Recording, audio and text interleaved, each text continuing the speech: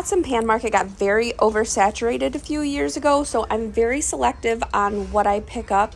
Now this pressure cooker caught my eye. It looked a little bit different than most pressure cookers that I see, and it was very, very heavy. When I looked this up, there's 46 listed, 46 sold when I type in SEB pressure cooker, which I don't know if it's pronounced Seb or SEB, not too sure, but there's actually 15 of the actual pots that have sold and 16 listed. So I definitely picked this up.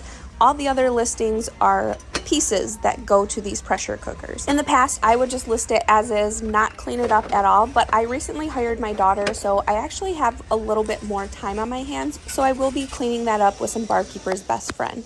I almost didn't pick this up. It was sitting on the top shelf. I did not think it was the entire set. I thought it was just one piece, but the shelves were a little bare, so I figured I should check it out a little bit better. And this is a really cute design. And the best part is everything is half off today, so I only end up paying a little bit over $6 for this. I really like picking up items like this. It's vintage, the color is very popular, and like I said, that design is really cute. The lettering is very mid-century modern, so this is a very in piece right now. And I do check the bottom looking for a maker's mark, but I don't see any type of marking on this. I'm currently running a sale on my eBay store, so I believe this is priced somewhere around $30 right now. Now I do grab this SeaWorld cup, and let me save you a little bit of time in the future. There's 3,000 listed, less than 90 have sold. Look. And that's just when I typed in the general words SeaWorld cup. So I'm gonna say that most people are not interested in SeaWorld cups, no matter what year they were manufactured. I got a little coffee pot in there too. I'm paying $3 for it. It'll sell for like $20, so nothing. No like major profits, but it should be a really quick seller.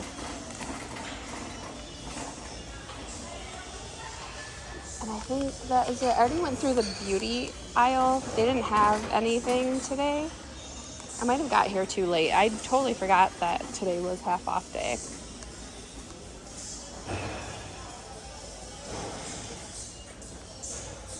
If I see a door chime, I always check it out. I'm looking for something vintage looking, retro looking, but this definitely was not anything special. The whole store is half off the last Tuesday of every month. I have no clue why I just looked these up, but I did, and I'm gonna go ahead and get these. They're half off, so they're $1.50, so they'll be like 75 cents, and I can sell them for like between $13 and $20. Someone auctioned these off. Do not auction stuff like this off. Yours sold for like $1, between $1 and $2. So those are definitely not items that you want to auction off. Most items are items that you do not want to auction off. I think I looked this up last time I was here. We're gonna scan it really quick and see.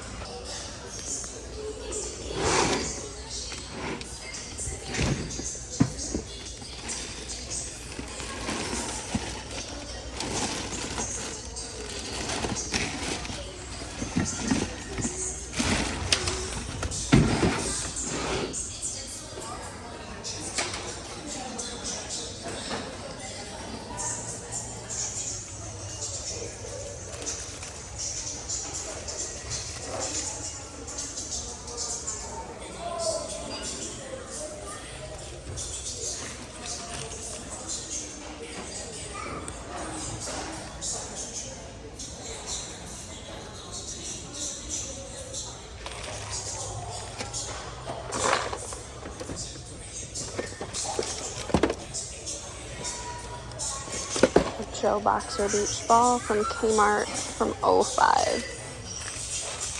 Maybe? So I do end up picking up the Joe Boxer inflatable, and I'm not too sure how much I'll get for it. Maybe $15 to $20, but if you find any of the inflatable Joe Boxer items that are animals, pick those up for sure. I have seen comps on Terapeak for the shark, fish, and the alligator, and they all sell for over $50.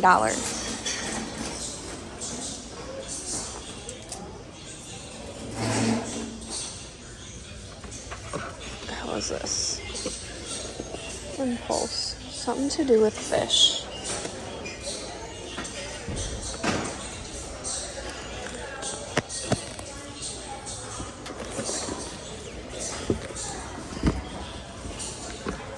fish finder.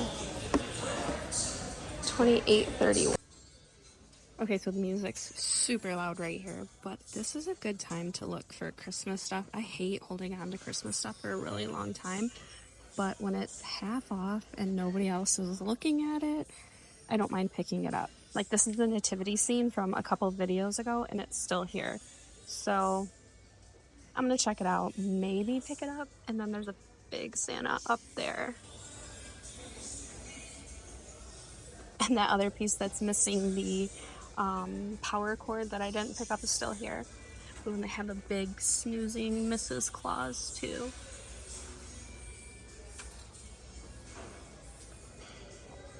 Okay, so I'm gonna do a little bit of research and then see what I actually pick up. I had to share this with you guys because I feel like this is something that I would have picked up when I first started selling hard goods. I would have just assumed that these would sell because they're vintage, they have the packaging, and they're made by Corning, which is a really good brand, but they are not worth anything. Hardly any of these sell, and they are not worth picking up. It took me a little while to understand that I am not my target customer. So I had to start thinking outside of the box and looking for items that my target customer is looking for. Me personally, I like handbags and shoes, but that's a very highly saturated market. Those items are hard to find in my area, and I'd probably end up keeping more than I end up selling. I knew my target customer was going to be somebody who had extra money to spend, so I did not want to sell any type of necessity or any type of item you could go into the store right now and purchase. I already had a general knowledge of vintage items, and my favorite perfume was Discontinued. Looked it up on eBay one day, and I had seen it was selling for over $300.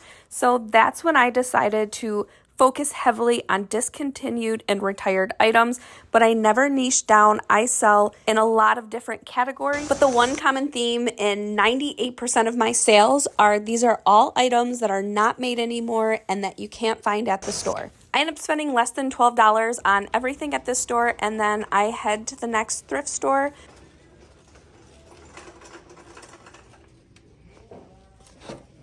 Now I do look these up. They have a very, very low sell-through rate, and they're not selling for very much. I would probably make about $4 to $5 off of each container, but again, the sell-through rate is so low that these would take way more than 90 days to sell. And the sell-through rate is so low that they could possibly never sell. I do end up purchasing this teapot. It's very heavy, and then that sleek wooden handle and then the wooden piece on top kind of gives it like a mid-century modern vibe. So I do pick this up. I use Google Lens, and this is what pops up when I search with a photo in my Google app. So I just run with these numbers, throw it in the cart because I'm running late to pick up my daughter, but then I get home and do a more accurate search. And I see these prices, so I'm going to clean this up very nice and list it for $30 plus shipping. Okay, hopefully you guys can hear me. So when I was at checkout, they had a perfume in the case, and I just bought it without looking it up. So hopefully it's a good one. I'm going to show it to you guys. It looks like an older bottle, and it's Clinique. I paid $12.99 for it. It's like, say 80% full, 90% full, and it's a big bottle. So this is a 3.4 ounce. So I gotta look it up, but I think this will be a good one. It's, like I said, the bottle looks older. That teapot, I don't know. That was another one that's like kind of iffy. I don't know if that's gonna be a good buy or not, but I have to go pick my daughter up. It's exam week, so she gets out at 12:45 and it's 12:27. So I have to rush over to school and pick her up. I drop my daughter off at home and then head back to the thrift stores. I can tell by the handle shape that this pan is vintage, and I've never heard of this brand before. I look it up, nothing special, so I do not pick this one up. There were over 60 listings with the name Homemakers Guild, which is the brand of those pots and pans, and only 15 sold, and about half of those were just for the handles. So with that low of a sell-through rate, somebody could have been giving those pots and pans away for free, and I would not have taken them. Wall pockets are very popular on eBay right now, especially these older ones that are made in Japan. Now, price depends all on condition, And I'd say these are more in the $60 range. If they were in perfect condition, some of these are selling for well over $150. Unfortunately, mine have quite a few very small chips and nicks, but I only pay $5 for them and I have them listed for $60. You might be wondering how we went from thrift store videos to now garage sale videos. I just did not have enough footage from thrift stores that day to make a full video, and then these are some not so good garage sale days, so I thought I'd mesh them together to make one good video for you guys. Now, all of these perfumes end up being nothing special. This larger perfume I do look up on eBay, and none of the Sex in the City perfumes sell for very good money, even in brand new condition. Most of them are selling for under $30 with free shipping. But I do pick up this Salad Master food processor, and I should be able to get anywhere between $35 and $55 for it, and I only pay $5. My video game knowledge is absolutely zero, and I have no service inside of this garage, actually in this side of town at all. So let me know if I missed anything. Personally, I don't feel like I did. Most of these were sports games or the dance games, and I think these don't really have too much value. I could be absolutely wrong, but the only video game off the top of my head that I know that is worth any type of money is the NCAA 2014 football game, and even that has lost some value over the years. This sale is the same weekend, just a different day, and I end up finding two really good pieces at this sale. So I find a 6-cup Pyrex percolator and a 9-cup Pyrex percolator, and I only paid $12 for both of these. The smaller one sold a couple days ago during my sale, and then the 9-cup is actually worth quite a bit more than the 6-cup.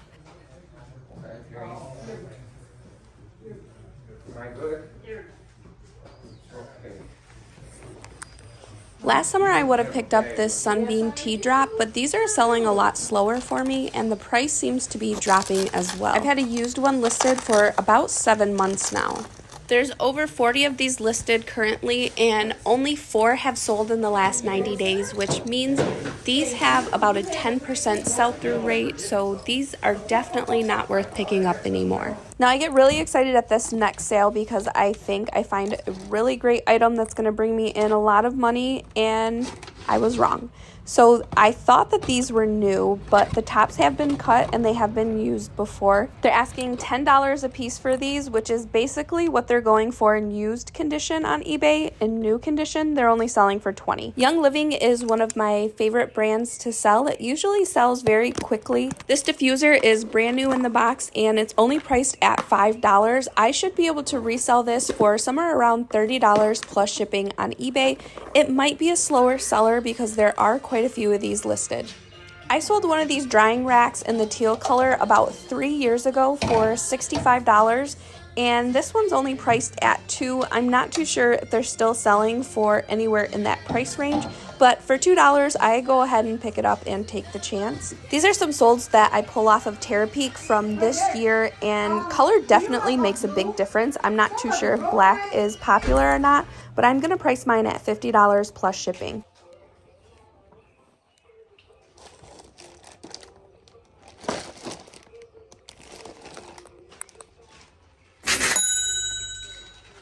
These Fresh Guard denture and retainer soaks sold overnight, and I only paid $6 for these. Shalimar is one of my favorite perfumes to sell. Even this empty bottle should bring in a little bit of money, so I only paid $2 for this. I'm gonna list mine for somewhere around $12 plus shipping.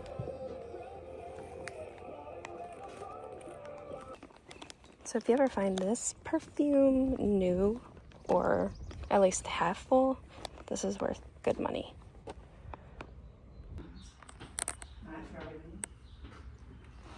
This is another vintage small kitchen appliance that has kind of lost its value. This is the Mr. Coffee Mrs. T tea maker, and I'll probably end up selling this for somewhere around $25 plus shipping. Now, some people are getting a lot more for these than that, but the sell-through rate is less than 50%. So if I actually want to sell this, I need to price it accordingly. Okay, so I know I said this in my last video, but garage sale season has been rough, especially up until this week of this video when I was recording this.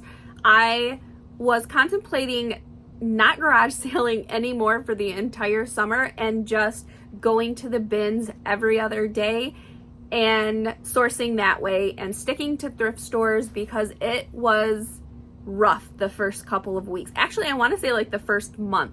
Now, again, I mentioned this in my last video, I do find some high ticket items when I go out to garage sales every weekend. I've been lucky with that, but I haven't been able to find items like I have in the past. The last 2 summers have been amazing with garage sales and not so good this year. But I do have to say it has started to turn around. Last weekend was really, really good for me. And then after these clips in this video, the next couple of days after this got so much better for me. I did find some really great things. Now, unfortunately, I did not record very much last weekend.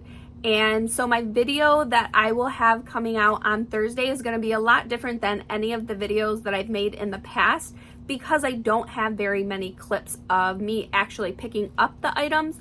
So what I'm going to do is kind of like walk you guys through everything that I picked up for the most part, and then tell you why I purchased them, why I was drawn to that item, how much I paid for it at the garage sale, and then how much I'm going to be able to resell it for, and then kind of share some sell-through rates on some items. I do have a very, very cool estate sale that I'm going to this week.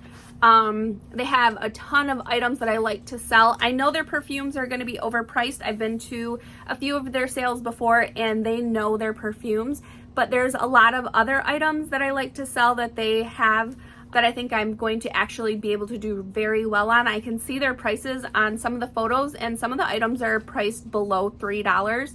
So I'm really excited to go to that sale.